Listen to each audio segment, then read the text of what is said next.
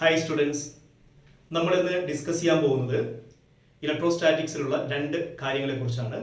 ഒന്ന്, എന്താണ് ചാർജിങ്. രണ്ട്, വസ്തുക്കളെ എങ്ങനെയൊക്കെ ചാർജ് ചെയ്യാം, അതിനുള്ള മെത്തേഡുകൾ എന്തൊക്കെയാണ്. ആദ്യം നമുക്ക് എന്താണ് ചാർജിങ് എന്ന് പഠിക്കാം. ഒരു വസ്തുവിനെ പോസിറ്റീവ് ചാർജ് ഉള്ളതോ നെഗറ്റീവ് ചാർജ് ഉള്ളതോ ആക്കി മാറ്റുന്ന പ്രോസസ്സിനെയാണ് ചാർജിങ് അഥവാ ഇലക്ട്രിഫിക്കേഷൻ എന്ന് പറയുന്നത്. It is the process of making a body positively charged or negatively charged. പ്രധാനമായും മൂന്ന് മെത്തേഡുകൾ ഉപയോഗിച്ചുകൊണ്ട് നമുക്ക് വസ്തുക്കളെ ചാർജ് ചെയ്യാം. ഒന്ന്, ചാർജിങ് ബൈ ഫ്രിക്ഷൻ. രണ്ട്, ചാർജിങ് ബൈ ഇൻഡക്ഷൻ. മൂന്ന്, ചാർജിങ് ബൈ കണ്ടക്ഷൻ. ഇതിൽ ചാർജിങ് ബൈ ഫ്രിക്ഷൻ എന്ന മെത്തേഡ് പ്രധാനമായും ഇൻസുലേറ്റേഴ്സിനെ ചാർജ് ചെയ്യാൻ ഉപയോഗിക്കുന്ന ഒരു മെത്തേഡാണ്.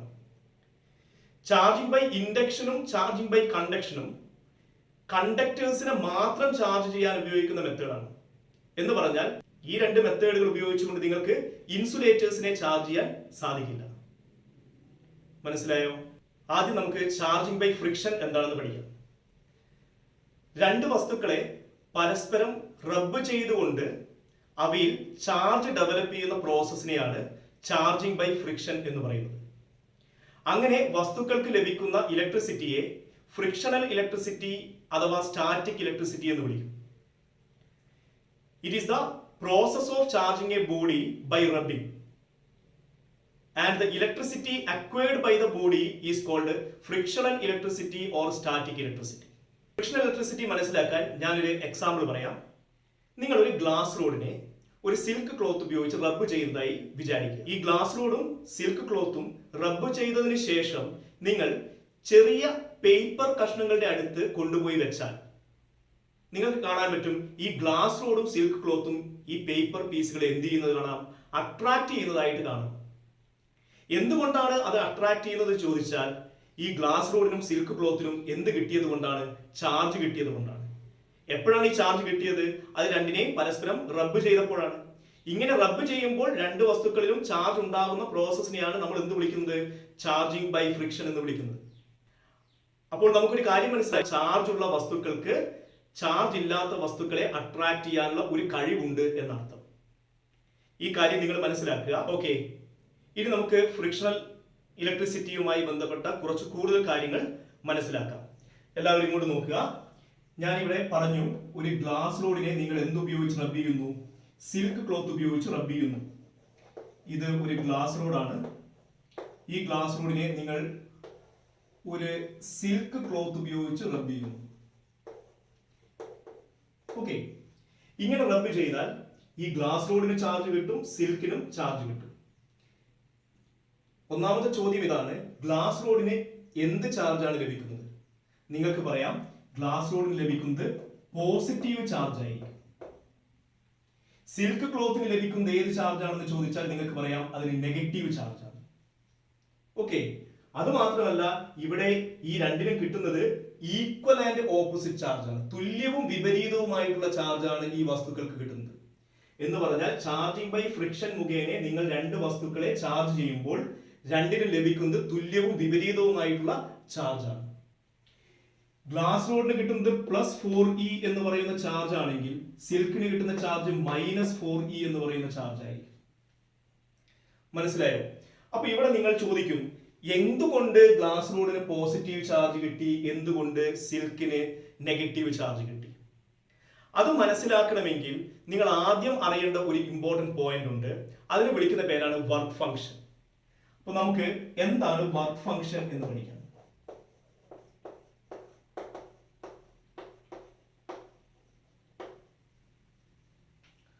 ഒരു വസ്തുവിന്റെ സർഫസിൽ നിന്ന് ഇലക്ട്രോണുകളെ റിമൂവ് ചെയ്യാൻ ആവശ്യമായിട്ടുള്ള എനർജിയാണ് വർക്ക് ഫംഗ്ഷൻ എന്ന് പറയുന്നത്. It is the energy required to remove electron from the surface of a material. ഒരു വസ്തുവിന്റെ വർക്ക് ഫംഗ്ഷൻ കുറവാണെങ്കിൽ അതിന്റെ അർത്ഥം ആ വസ്തുവിൽ നിന്ന് വളരെ എളുപ്പത്തിൽ ഇലക്ട്രോണുകളെ നിങ്ങൾക്ക് റിമൂവ് ചെയ്യാൻ സാധിക്കുമെന്നാണ്. മനസ്സിലായോ? ഓക്കെ, ഇനി നമുക്ക് എങ്ങനെയാണ് ഗ്ലാസ് റോഡിനും സിൽക്കിനും പോസിറ്റീവ് നെഗറ്റീവ് ചാർജ് കിട്ടുന്നത് എന്ന് നോക്കാം. നിങ്ങൾ ഗ്ലാസ് റോഡിനെ സിൽക്ക് ക്ലോത്ത് ഉപയോഗിച്ച് റബ്ബ് ചെയ്യുന്നു, അല്ലെ? നമുക്കറിയാം, വസ്തുക്കളെ പരസ്പരം റബ്ബ് ചെയ്യുമ്പോൾ ആ വസ്തുക്കളുടെ സർഫസുകൾക്കിടയിൽ ഫ്രിക്ഷൻ ഡെവലപ്പ് ചെയ്യും. അപ്പോൾ ഈ രണ്ട് വസ്തുക്കളുടെയും സർഫസുകൾക്കിടയിൽ എന്ത് ഡെവലപ്പ് ചെയ്യുന്നു? ഫ്രിക്ഷൻ ഡെവലപ്പ് ചെയ്യുന്നു. ഈ ഫ്രിക്ഷൻ കാരണം അവിടെ ഹീറ്റ് എനർജി പ്രൊഡ്യൂസ് ചെയ്യും, അതായത് തെർമൽ എനർജി പ്രൊഡ്യൂസ് ചെയ്യും. ഇങ്ങനെ ഉണ്ടാവുന്ന ഹീറ്റ് എനർജി ഈ രണ്ട് വസ്തുക്കളും ഷെയർ ചെയ്യും. അതായത് ഈ വസ്തുക്കളിലുള്ള ഇലക്ട്രോണുകൾക്ക് ലഭിക്കുന്നു. ഓക്കെ, ഇനിയാണ് ഞാൻ പറയുന്ന പ്രധാനപ്പെട്ട പോയിന്റ്, ശരിക്കും ശ്രദ്ധിക്കുക. ഇതിൽ ഏത് വസ്തുവിനാണോ വർക്ക് ഫംഗ്ഷൻ കുറവുള്ളത്, ആ വർക്ക് ഫംഗ്ഷൻ കുറഞ്ഞ വസ്തുവിൽ നിന്ന് ഇലക്ട്രോണുകൾ വർക്ക് ഫംഗ്ഷൻ കൂടിയ വസ്തുവിലേക്ക് ട്രാൻസ്ഫർ ചെയ്യപ്പെടുന്നു. മനസ്സിലായോ? അപ്പോൾ ഒരു വസ്തുവിന് ഇലക്ട്രോൺ നഷ്ടപ്പെടുന്നു, മറ്റൊരു വസ്തുവിന് ഇലക്ട്രോൺ ലഭിക്കുന്നു.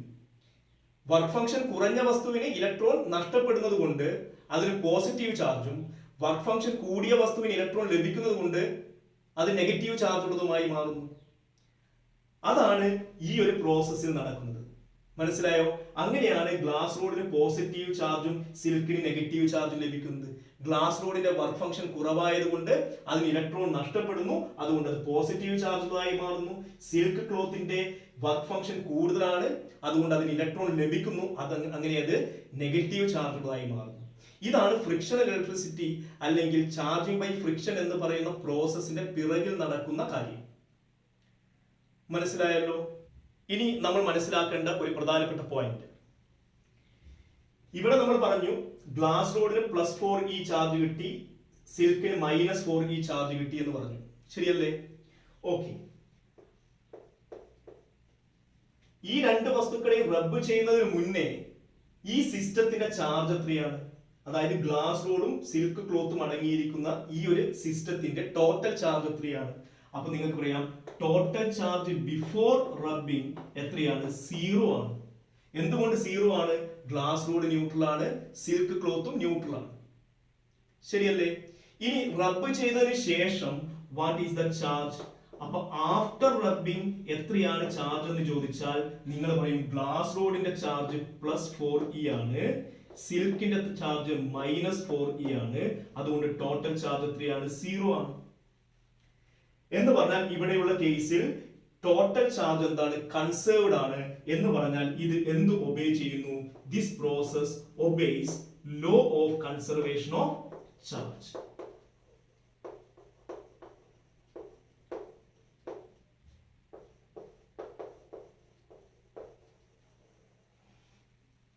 മനസ്സിലായോ? ഇത് വളരെ ഇമ്പോർട്ടന്റ് ആയിട്ടുള്ള പോയിന്റ് ആണ്. ഓക്കെ, ഇനി അടുത്ത പോയിന്റ് ഞാൻ പറഞ്ഞു, ഇവിടെ ഗ്ലാസ് റോഡിനെ സിൽക്ക് ക്ലോത്ത് ഉപയോഗിക്കുമ്പോൾ ഇങ്ങനെയാണ് നടക്കുന്നത്. ഇതിന് പകരം നിങ്ങളോട് ചോദിക്കുന്നത് ഇങ്ങനെ ഒരു ക്വസ്റ്റ്യൻ ആണ്. ഒരു പ്ലാസ്റ്റിക് സ്കെയില് നമ്മുടെ തലമുടിയിൽ നല്ലപോലെ റബ്ബ് ചെയ്താൽ ഈ പ്ലാസ്റ്റിക് സ്കെയിലിന് എന്ത് ചാർജ് ലഭിക്കും?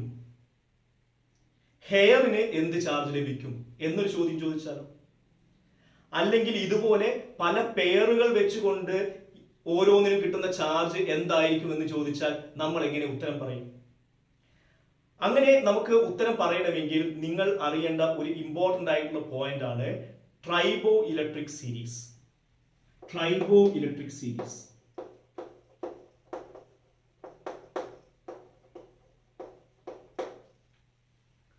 ഓക്കെ, നോക്കൂ, ഇവിടെ ഞാനൊരു ചാർട്ട് കാണിച്ചിട്ടുണ്ട്. ഇതിൽ കുറെ വസ്തുക്കളെ നിങ്ങൾക്ക് കാണാം. ഓക്കെ, മുകളിലേക്ക്, അതായത് ഈ ഫിഗറിൽ, ഈ ഒരു ചാർട്ടിൽ താഴോട്ടേക്ക് പോകും തോറും നെഗറ്റീവ് ചാർജുകളായി മാറാനുള്ള ടെൻഡൻസി കൂടുതലാണ്. എന്ന് പറഞ്ഞാൽ വർക്ക് ഫംഗ്ഷൻ കൂടുന്നു. മുകളിലേക്ക് പോകും തോറും പോസിറ്റീവ് ചാർജുകളായി മാറാനുള്ള ടെൻഡൻസി കൂടുതലാണ്. എന്ന് പറഞ്ഞാൽ വർക്ക് ഫംഗ്ഷൻ കുറയുന്നു. ഓക്കെ, ഇനി നിങ്ങൾ ആ ടേബിൾ നോക്കൂ. ഹ്യൂമൻ ഹെയർ എന്ന് പറയുന്നത് മുകളിലാണ് വരുന്നത്. ഇനി നിങ്ങൾ ആ ടേബിൾ നോക്കൂ. ഹ്യൂമൻ ഹെയർ വരുന്നത് മുകളിലാണ്, പ്ലാസ്റ്റിക് വരുന്നത് താഴെയാണ്. എന്ന് പറഞ്ഞാൽ ഇവ തമ്മിൽ പരസ്പരം റബ്ബ് ചെയ്യുമ്പോൾ ഹെയറിന് ഇലക്ട്രോൺ നഷ്ടപ്പെടും, ഗ്ലാസ് റോഡിന് ഇലക്ട്രോൺ ലഭിക്കുന്നു. ശരിയല്ലേ? കാരണം ഹ്യൂമൻ ഹെയറിന്റെ വർക്ക് ഫംഗ്ഷൻ കുറവാണ്, പ്ലാസ്റ്റിക്കിന്റെ വർക്ക് ഫംഗ്ഷൻ കൂടുതലാണ്. മനസ്സിലായോ? അതുകൊണ്ട് പ്ലാസ്റ്റിക് സ്കെയിലിന് എന്ത് ചാർജ് കിട്ടും? നെഗറ്റീവ് ചാർജ് കിട്ടും. ഹ്യൂമൻ ഹെയറിന് പോസിറ്റീവ് ചാർജ് കിട്ടും. മനസ്സിലായോ? ഓക്കെ, അപ്പോൾ ഇങ്ങനെ ഈ ട്രൈബോ ഇലക്ട്രിക് സീരീസ് നോക്കിയാൽ നമുക്ക് എന്ത് ചെയ്യാം? വളരെ എളുപ്പത്തിൽ ഏതൊക്കെ ചാർജുകളാണ് ഓരോ വസ്തുക്കൾക്കും ലഭിക്കുന്നത് എന്ന് പറയാൻ പറ്റും. മനസ്സിലായില്ലേ? അതൊരു പ്രധാനപ്പെട്ട ക്വസ്റ്റ്യൻ ആണ്. ഇനി നമുക്കറിയേണ്ട അടുത്ത പോയിന്റ് ശരിക്കും ശ്രദ്ധിക്കുക. നിങ്ങൾ ഇവിടെ റബ്ബ് ചെയ്യുന്നത് ഗ്ലാസ് റോഡ്, സിൽക്ക് ക്ലോത്ത് എന്ന് പറഞ്ഞു. എന്ന് പറഞ്ഞാൽ ഇത് രണ്ടും എന്താണ്? ഇൻസുലേറ്റർ ആണ്. മനസ്സിലായില്ലേ? എന്ന് പറഞ്ഞാൽ ഒരു ഇൻസുലേറ്ററിനെ നിങ്ങൾ മറ്റൊരു ഇൻസുലേറ്റർ ഉപയോഗിച്ചുകൊണ്ട് എന്ത് ചെയ്യുന്നു? റബ്ബ് ചെയ്യുന്നു. എങ്കിൽ എന്ത് സംഭവിക്കും? അപ്പൊ നമുക്കറിയാം രണ്ടിനും ഈക്വൽ ആൻഡ് ഓപ്പോസിറ്റ് ചാർജ് ലഭിക്കുന്നു. ശരിയല്ലേ? ഓക്കെ, അടുത്തതായിട്ട് നിങ്ങളോട് ചോദിക്കുന്നത്, ഞാൻ ഒരു കണ്ടക്ടറിനെ എന്ന് പറഞ്ഞാൽ ഒരു മെറ്റൽ റോഡിനെ ഞാൻ എന്ത് ചെയ്യുന്നു? ഒരു മെറ്റൽ റോഡിനെ ഒരു ഇൻസുലേറ്റർ ഉപയോഗിച്ച് റബ്ബ് ചെയ്യുന്നു എന്ന് വിചാരിക്കൂ. ഓക്കെ, അങ്ങനെയാണെങ്കിൽ എന്ത് സംഭവിക്കും? പറയുന്നത് കൃത്യമായി മനസ്സിലാക്കുക. ഞാൻ ഒരു മെറ്റൽ റോഡ് എന്റെ കയ്യിൽ പിടിച്ചുകൊണ്ട് അതിനെ ഒരു ഇൻസുലേറ്റർ ഉപയോഗിച്ചുകൊണ്ട് എന്ത് ചെയ്യുന്നു? നല്ലപോലെ റബ്ബ് ചെയ്യുന്നു. അങ്ങനെ റബ്ബ് ചെയ്താൽ ഈ ഇൻസുലേറ്ററിന് ചാർജ് ലഭിക്കും. പക്ഷേ മെറ്റൽ റോഡിലുള്ള ചാർജ് 0 ആയിരിക്കും. മനസ്സിലായോ? എന്തുകൊണ്ട് അങ്ങനെ സംഭവിച്ചു എന്ന് ചോദിച്ചാൽ അതിന് കാരണം ഇതാണ്. ഇവിടെയും പരസ്പരം റബ്ബ് ചെയ്യുന്നത് കൊണ്ട് ഇലക്ട്രോണിന്റെ ട്രാൻസ്ഫർ നടക്കുന്നുണ്ട്. അങ്ങനെ ഇലക്ട്രോൺ ട്രാൻസ്ഫർ നടക്കുന്നതുകൊണ്ട് എന്താണ്? ഇൻസുലേറ്ററിന് ചാർജ് ലഭിച്ചു, മെറ്റൽ റോഡിനും ചാർജ് ലഭിച്ചിട്ടുണ്ട്. പക്ഷേ മെറ്റൽസിന്റെ, അതായത് കണ്ടക്ടേഴ്സിന്റെ ഏറ്റവും പ്രധാനപ്പെട്ട പ്രോപ്പർട്ടി എന്താണ്? ലഭിക്കുന്ന ചാർജുകളെ അത് സർഫസിൽ എന്ത് ചെയ്യപ്പെടും? എന്ത് ചെയ്യിക്കും? ഡിസ്ട്രിബ്യൂട്ട് ചെയ്യിക്കും, അല്ലെ? അങ്ങനെ ഡിസ്ട്രിബ്യൂട്ട് ചെയ്യുമ്പോൾ ഇവിടെ ഒരു കാര്യം നടക്കും. എന്താണെന്നറിയോ? അങ്ങനെ ഡിസ്ട്രിബ്യൂട്ട് ചെയ്യുമ്പോൾ ഈ മെറ്റൽ റോഡ് നമ്മുടെ കയ്യിലാണ് പിടിച്ചിരിക്കുന്നത്, അല്ലെ? നമ്മുടെ ശരീരം എർത്തുമായി ടച്ച് ചെയ്തിട്ടാവുന്നത്. നമ്മൾ പഠിച്ചു human body is A good conductor. അതുകൊണ്ട് എന്ത് സംഭവിക്കും? ഇതിലുള്ള ചാർജുകൾ എർത്തിലേക്ക് എന്ത് ചെയ്യപ്പെടും? ഷെയർ ചെയ്യപ്പെടും. അതുകൊണ്ട് ഇതിന് എന്ത് ചാർജ് ലഭിച്ചോ ആ ചാർജുകൾ എന്ത് ചെയ്യപ്പെടും? നഷ്ടപ്പെടും. മനസ്സിലായോ? അതുകൊണ്ട് നിങ്ങൾക്ക് മനസ്സിലാക്കാം, ഒരു മെറ്റൽ റോഡിനെ അല്ലെങ്കിൽ ഒരു കണ്ടക്ടറിനെ നമ്മുടെ കയ്യിൽ പിടിച്ചുകൊണ്ട് എന്ത് ചെയ്യാൻ പറ്റില്ല? ചാർജ് ചെയ്യാൻ പറ്റില്ല. പിന്നെ എങ്ങനെയാണ് ഒരു കണ്ടക്ടറിനെ ചാർജ് ചെയ്യുക? ചാർജ് ചെയ്യിക്കണമെങ്കിൽ നിങ്ങൾ എന്ത് ചെയ്യുക? ഈ കണ്ടക്ടറിന്റെ ഒരു ഭാഗം നിങ്ങൾ എന്ത് ചെയ്യുക? കണ്ടക്ടറിന്റെ ഒരു ഭാഗം നിങ്ങൾ എന്ത് ചെയ്യുക? ഒരു ഇൻസുലേറ്റർ ഉപയോഗിച്ച് കവർ ചെയ്യുക. എന്നിട്ട് അവിടെ പിടിക്കുക, ആ ഇൻസുലേറ്റർ ഉള്ള ഭാഗത്ത് പിടിക്കുക. എന്നിട്ട് എന്ത് ചെയ്യുക? ബാക്കിയുള്ള ഭാഗം എന്തുപയോഗിച്ച് റബ്ബ് ചെയ്യുക? ഇൻസുലേറ്റർ ഉപയോഗിച്ച് റബ്ബ് ചെയ്യുക. അങ്ങനെയാണെങ്കിൽ ഇതിനെന്ത് കിട്ടും? ചാർജ് കിട്ടും. ആ ചാർജ് അവിടെ നിൽക്കും, അതിന്റെ സർഫസിൽ ഡിസ്ട്രിബ്യൂട്ട് ചെയ്യപ്പെടും. കാരണം അങ്ങനെ ഡിസ്ട്രിബ്യൂട്ട് ചെയ്യപ്പെടുമ്പോൾ ആ ചാർജ് നേരത്തെ പോലെ എന്ത് ചെയ്യില്ല? എർത്തിലേക്ക് ഷെയർ ചെയ്യപ്പെടില്ല. കാരണം അവിടെ ഇൻസുലേറ്റർ ഉപയോഗിച്ച് നമ്മൾ കവർ ചെയ്തിട്ടുണ്ട്. മനസ്സിലായോ? അതാണ് വളരെ ഇമ്പോർട്ടന്റ് ആയിട്ടുള്ള ഒരു പോയിന്റ്. ഓക്കെ, ഇനി അടുത്തത്, നിങ്ങൾ ഒരു കണ്ടക്ടറിനെ കണ്ടക്ടർ ഉപയോഗിച്ചാണ് റബ്ബ് ചെയ്യുന്നതെങ്കിലോ, ഒരു മെറ്റൽ റോഡിനെ നിങ്ങൾ വേറെ ഒരു മെറ്റൽ റോഡ് ഉപയോഗിച്ച് എന്ത് ചെയ്യുന്നു? റബ്ബ് ചെയ്യുന്നു. അങ്ങനെയാണെങ്കിലോ? അങ്ങനെയാണെങ്കിൽ ഞാൻ പറയും രണ്ടിനും അവസാനം, അതായത് റബ്ബ് ചെയ്തതിന് ശേഷം നിങ്ങൾ ഈ രണ്ട് കണ്ടക്ടറും പരിശോധിച്ചാൽ രണ്ടിനും ലഭിച്ച ചാർജ് എത്രയായിരിക്കും? 0 ആയിരിക്കും. മനസ്സിലായോ? എന്തുകൊണ്ട്? അവിടെയും ഇലക്ട്രോൺ ട്രാൻസ്ഫർ നടക്കുന്നില്ലേ? നടക്കുന്നുണ്ട്. നിങ്ങൾ നോക്കൂ, ഞാൻ ഇവിടെ രണ്ട് കണ്ടക്ടറുകൾ തമ്മിൽ റബ്ബ് ചെയ്യുന്നു. ഇത് ഒന്നാമത്തെ കണ്ടക്ടർ, കണ്ടക്ടർ 1. ഇത് രണ്ടാമത്തെ കണ്ടക്ടർ, കണ്ടക്ടർ 2. ഈ രണ്ട് കണ്ടക്ടർ ഞാൻ പരസ്പരം എന്ത് ചെയ്യുന്നു? റബ്ബ് ചെയ്യുന്നു. അപ്പോഴും എന്ത് ചെയ്യും? വർക്ക് ഫംഗ്ഷനെ ഡിപ്പെൻഡ് ചെയ്തുകൊണ്ട് ഇലക്ട്രോൺ ട്രാൻസ്ഫർ നടക്കും. ഓക്കെ, ഉദാഹരണം നിങ്ങൾ വിചാരിക്കൂ, ഇവിടെ ഇങ്ങോട്ടേക്കാണ് ഇലക്ട്രോൺ ട്രാൻസ്ഫർ ചെയ്യപ്പെട്ടതെന്ന് വിചാരിക്കൂ. അങ്ങനെയാണെങ്കിൽ കണ്ടക്ടർ 1 പോസിറ്റീവ് ചാർജുകളായി മാറും, കണ്ടക്ടർ 2 പോസിറ്റീവ് ചാർജുകളായി മാറും, കണ്ടക്ടർ 1 നെഗറ്റീവ് ചാർജുകളായി മാറും. മനസ്സിലായില്ലേ? പക്ഷേ ഇത് ട്രാൻസ്ഫർ നടക്കുന്ന സമയത്താണ്. അതേ സമയം നിങ്ങളൊരു കാര്യം മനസ്സിലാക്കുക, ഈ കണ്ടക്ടർ പോസിറ്റീവ് ചാർജുകളായി മാറി എന്ന് പറഞ്ഞാൽ അതിന്റെ അർത്ഥം ഇതെന്താണ്? ഇത് ഹയർ പൊട്ടൻഷ്യൽ ആണ്. കണ്ടക്ടർ 2 എവിടെയാണ്? എന്തിനാണ്? ഹയർ പൊട്ടൻഷ്യൽ ആണെന്ന് പറയാം. കണ്ടക്ടർ 1 ലോവർ പൊട്ടൻഷ്യലിലാണ്. അതുകൊണ്ട് എന്ത് സംഭവിക്കും? നിങ്ങൾ പറയും അപ്പോൾ ലോവർ പൊട്ടൻഷ്യലിൽ നിന്ന് ഇലക്ട്രോണുകൾ ഹയർ പൊട്ടൻഷ്യലിലേക്ക് എന്ത് ചെയ്യും? മൂവ് ചെയ്യും അല്ലെ? കാരണം നിങ്ങൾ റബ്ബ് ചെയ്തുകൊണ്ടേ ഇരിക്കുകയാണ്. അപ്പൊ റബ്ബ് ചെയ്തുകൊണ്ടേ ഇരിക്കുമ്പോഴാണ് ഈ പ്രോസസ് നടന്നത്. ഇലക്ട്രോൺ ഇങ്ങോട്ടേക്ക് പോയി, അതേ സമയം തന്നെ അവിടെ എത്തപ്പെട്ട അല്ലെങ്കിൽ അവിടെയുള്ള കണ്ടക്ടർ 1ലുള്ള ഇലക്ട്രോണ് ലോവർ പൊട്ടൻഷ്യലിൽ നിന്ന് ഹയർ പൊട്ടൻഷ്യലിലേക്ക് എന്ത് ചെയ്യും? ഫ്ലോ ചെയ്യും. മനസ്സിലായില്ലേ? എന്ന് പറഞ്ഞാൽ കോണ്ടാക്റ്റിലുള്ളിടത്തോളം നേരം ഈ പ്രോസസ്സ് നടക്കും. നിങ്ങൾ എടുത്ത് മാറ്റുമ്പോൾ രണ്ടിനും കിട്ടിയ ചാർജ് എന്തായിരിക്കും? 0 ആയിരിക്കും. കാരണം അവിടെ എന്ത് നടത്തും? ഇലക്ട്രോൺസിന്റെ റീഡിസ്ട്രിബ്യൂഷൻ വീണ്ടും നടക്കുന്നു. മനസ്സിലായോ? അപ്പോൾ നിങ്ങൾ ഒരു കാര്യം മനസ്സിലാക്കുക, ഫ്രിക്ഷൻ അതായത് ചാർജിങ് ബൈ ഫ്രിക്ഷൻ എന്ന് പറയുന്ന മെത്തേഡ് ഉപയോഗിച്ചുകൊണ്ട് നിങ്ങൾക്ക് രണ്ട് വസ്തുക്കളെ ചാർജ് ചെയ്യണമെങ്കിൽ അതിൽ ഒരു വസ്തു നിർബന്ധമായും ഇൻസുലേറ്റർ ആയിരിക്കണം. മനസ്സിലായോ? So that's A very important point. Okay, ഇനി നമ്മൾ എക്സ്പ്ലെയിൻ ചെയ്യാൻ പോകുന്നത് സാധാരണഗതിയിൽ ഈ ചാർജിങ് ബൈ ഫ്രിക്ഷനുമായി ബന്ധപ്പെടുന്ന ചില ഇമ്പോർട്ടന്റ് ക്വസ്റ്റ്യൻസ് ഉണ്ട്. എക്സാമിന് ചോദിക്കുന്ന ചില ക്വസ്റ്റ്യൻസ് ഓരോന്നായിട്ട് ഞാൻ എക്സ്പ്ലെയിൻ ചെയ്യാം. ഒന്നാമത്തെ ക്വസ്റ്റ്യൻ ഇതാണ്. നിങ്ങൾ ഗ്രാമഫോൺ റെക്കോർഡ് കണ്ടിട്ടുണ്ടാവുമല്ലോ. ഓക്കെ, അല്ലെങ്കിൽ ഞാൻ ഇവിടെ പിക്ചറിൽ കാണിച്ചിട്ടുണ്ട് ഒരു ഗ്രാമഫോൺ റെക്കോർഡ്. ഓക്കെ, നിങ്ങൾ അവിടെ നോക്കുക. ഇവിടെ നിങ്ങളോട് ചോദിക്കുന്ന ചോദ്യം, ഗ്രാമഫോൺ റെക്കോർഡ് വളരെ പെട്ടെന്ന് പൊടി പിടിക്കാൻ കാരണം എന്താണ് എന്ന് ചോദിക്കും. അതിന് കാരണം എന്താണെന്ന് ചോദിച്ചാൽ ഇതാണ്. ഇത് നിങ്ങൾ നോക്കൂ, ഇത് വർക്ക് ചെയ്യുന്ന സമയത്ത്, ഗ്രാമഫോൺ റെക്കോർഡ് വർക്ക് ചെയ്യുന്ന സമയത്ത് അതിന്റെ മുകളിലുള്ള ഒരു പിന്ന് കണ്ടോ? ആ പിന്ന് ഈ ഗ്രാമഫോൺ റെക്കോർഡിന്റെ മുകളിൽ ടച്ച് ചെയ്തിട്ടാവുള്ളത്. അപ്പൊ ഈ റെക്കോർഡ് കറങ്ങുന്ന സമയത്ത് ഈ പിന്നിനും റെക്കോർഡിനും ഇടയിൽ ഫ്രിക്ഷൻ ഡെവലപ്പ് ചെയ്യും. ആ ഫ്രിക്ഷൻ കാരണം അവിടെ എന്തുണ്ടാവും? സ്റ്റാറ്റിക് ചാർജുകൾ ഉണ്ടാവും. അതായത് ചാർജ് ചെയ്യപ്പെടും. ചാർജ് ചെയ്യപ്പെട്ട ഈ ഗ്രാമഫോൺ റെക്കോർഡിന് എന്ത് ചെയ്യാൻ പറ്റും? അടുത്തുള്ള ഡസ്റ്റ് പാർട്ടിക്കിൾസിനെ അട്രാക്ട് ചെയ്യാൻ പറ്റും. നമ്മൾ നേരത്തെ പറഞ്ഞു, ചാർജുള്ള വസ്തുക്കൾക്ക് ന്യൂട്രൽ ബോഡീസിന് എന്ത് ചെയ്യാൻ പറ്റും? അട്രാക്ട് ചെയ്യാൻ പറ്റും. ഓക്കെ, അപ്പൊ ഇതെന്ത് ചെയ്യും? ഈ ചുറ്റുപാടുമുള്ള ഡസ്റ്റ് പാർട്ടിക്കിൾസിന് എന്ത് ചെയ്യുന്നു? ഇത് അട്രാക്ട് ചെയ്യും. അങ്ങനെയാണ് ഇത് വളരെ എളുപ്പത്തിൽ എന്ത് ചെയ്യുന്നത്? പൊടി പിടിക്കുന്നത്. അപ്പൊ അതിന് കാരണം അവിടെ എന്ത് ചെയ്യപ്പെടുന്നതുകൊണ്ടാണ്? ചാർജ് ചെയ്യപ്പെടുന്നതാണ്. മനസ്സിലായോ? ഓക്കെ, ഇനി നിങ്ങൾക്ക് എക്സ്പെക്ട് ചെയ്യാൻ പറ്റുന്ന വേറൊരു ക്വസ്റ്റ്യൻ ആണ്.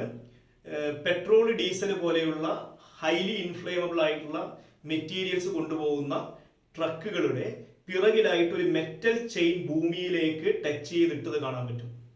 എന്തിനാണ് അങ്ങനെ ചെയ്യുന്നത്? അവിടെയും അതിനുള്ള കാരണം സ്റ്റാറ്റിക് ഇലക്ട്രിസിറ്റി തന്നെയാണ്. കാരണം അതിനുള്ളിലുള്ള വസ്തു ഈ കണ്ടെയ്നറിനുള്ളിലൂടെ എന്ത് ചെയ്യുന്ന സമയത്ത്, മൂവ് ചെയ്യുന്ന സമയത്ത്, മൂവ് ചെയ്യുക എന്ന് പറഞ്ഞാൽ ട്രാൻസ്പോർട്ടേഷൻ നടത്തുന്ന സമയത്ത് അതെന്ത് ചെയ്യും? അങ്ങോട്ടും ഇങ്ങോട്ടും ഇളകി കളിക്കും അല്ലെ? അങ്ങനെയുള്ള ഇളക്കം കാരണം എന്ത് ചെയ്യും? അത് ഈ കണ്ടെയ്നറിന്റെ മുകളിൽ റബ്ബ് ചെയ്യും. അപ്പൊ അവിടെ ഫ്രിക്ഷൻ ഇലക്ട്രിസിറ്റി ഉണ്ടാവും. മനസ്സിലായി? അവിടെ ചാർജ് ഉണ്ടാവും. അപ്പൊ അങ്ങനെ ചാർജ് ചെയ്യപ്പെട്ടാൽ അത് എന്ത് ചെയ്യും? ഡിസ്ചാർജ് ചെയ്യാൻ വേണ്ടി ശ്രമിക്കും. ഡിസ്ചാർജ് ചെയ്യാൻ ഒരു കണ്ടക്ടിങ് പാത്ത് ഇല്ല എങ്കിൽ അവിടെ എന്തുണ്ടാവും? സ്പാർക്ക് ഉണ്ടാവും. മനസ്സിലായില്ലേ? ആ സ്പാർക്ക് കാരണം ഉണ്ടാവുന്ന അപകടം ഒഴിവാക്കാൻ വേണ്ടിയാണ് നിങ്ങൾ എന്ത് ചെയ്യുന്ന ഒരു മെറ്റാലിക് ചെയിൻ താഴോട്ടേക്ക് ഇട്ടിരിക്കുന്നത്. അതുകൊണ്ട് ഇവിടെ ഉണ്ടായ ചാർജ് എന്ത് ചെയ്യും? ഈ കണ്ടക്ടിങ് പാത്തിലൂടെ, അതായത് ഈ മെറ്റാലിക് ചെയിനിലൂടെ ഭൂമിയിലേക്ക് എന്ത് ചെയ്യപ്പെടും? ഷെയർ ചെയ്യപ്പെടും. അപ്പോൾ അവിടെ എന്തുണ്ടാവില്ല? സ്പാർക്ക് മൂലം ഉണ്ടാവുന്ന അപകടം ഒഴിവാക്കാം. മനസ്സിലായില്ലേ? അതുപോലെ വേറൊരു ക്വസ്റ്റ്യൻ ആണ്, നമ്മുടെ ഈ ഇലക്ട്രോസ്റ്റാറ്റിക് എക്സ്പെരിമെന്റ്സ്, അതായത് ഇങ്ങനെ ചാർജ് ഉണ്ടാക്കുന്ന പ്രോസസ്സുകൾ അല്ലെങ്കിൽ ഇങ്ങനെയുള്ള എക്സ്പെരിമെന്റ്സ് ഹ്യൂമിഡിറ്റി ഉള്ള ദിവസങ്ങളിൽ സക്സസ്ഫുൾ അല്ല, വിജയിക്കില്ല എന്ന് പറയും. എന്തുകൊണ്ടാണ് ഇലക്ട്രോസ്റ്റാറ്റിക് എക്സ്പെരിമെന്റ്സ് ഹ്യൂമിഡ് ഡേയ്സിൽ പോസിബിൾ അല്ല എന്ന് പറയുന്നത്? അതിന് കാരണം ഇതാണ്. അവിടെ നിങ്ങൾ ഈ വസ്തുക്കളെ പരസ്പരം റബ്ബ് ചെയ്യുന്ന സമയത്ത് അവിടെ എന്തുണ്ടാവുന്നുണ്ട്? ട്രാൻസ്ഫർ ഓഫ് ചാർജുകളെല്ലാം നടക്കുന്നുണ്ട്. പക്ഷേ ഹ്യൂമിഡ് എയർ എന്ന് പറയുന്നത് ഹൈലി കണ്ടക്ടിങ് ആണ്. അതുകൊണ്ട് ഹൈലി കണ്ടക്ടിങ് ആണ്. അതിന് കാരണം അവിടെ കുറെ അധികം എന്തുണ്ട്? ചാർജ്ഡ് പാർട്ടിക്കിൾസ് ഉണ്ട്. മനസ്സിലായോ? ആ ചാർജ്ഡ് പാർട്ടിക്കിൾസ് കാരണം ഈ വസ്തുക്കളിൽ ഉണ്ടാവുന്ന ചാർജുകൾ എന്ത് ചെയ്യും? നഷ്ടപ്പെടും വളരെ വേഗത്തിൽ. ഓക്കെ, പക്ഷെ ഇതേ എക്സ്പെരിമെന്റ് നിങ്ങൾ വളരെ ഡ്രൈ ആയിട്ടുള്ള ഒരു ഡേയിലാണ് നടത്തുന്നതെങ്കിൽ, മനസ്സിലായി, ഈർപ്പമില്ലാത്ത സമയത്താണ് നടക്കുന്നതെങ്കിൽ വളരെ എളുപ്പത്തിൽ നടക്കും. കാരണം എന്താണ്? ഡ്രൈ എയർ എന്ന് പറയുന്നത് ഹ്യൂമിഡ് എയറിന്റെ അത്ര കണ്ടക്ടിങ് അല്ല. മനസ്സിലായില്ലേ? ഓക്കെ, അപ്പോൾ ഇങ്ങനെയുള്ള കുറെ അധികം ക്വസ്റ്റ്യൻസ് നിങ്ങൾക്ക് എന്ത് ചെയ്യാം? ഈ ഭാഗത്ത് നിന്ന് നിങ്ങൾക്ക് എക്സ്പെക്ട് ചെയ്യാം. ഓക്കെ, ഇനി നമുക്ക് രണ്ട് മെത്തേഡ്സ് കൂടി പഠിക്കാനുണ്ട്. ചാർജിങ് ബൈ ഇൻഡക്ഷൻ, അതുപോലെ ചാർജിങ് ബൈ കണ്ടക്ഷൻ. അത് നമുക്ക് അടുത്ത ക്ലാസ്സിൽ എക്സ്പ്ലെയിൻ ചെയ്യാം. ഓക്കെ, ഇനിയുള്ള ക്ലാസ്സുകൾ കേൾക്കണമെങ്കിൽ നിങ്ങൾ ഈ ചാനൽ എന്ത് ചെയ്യുക, സബ്സ്ക്രൈബ് ചെയ്യുക. Okay, by.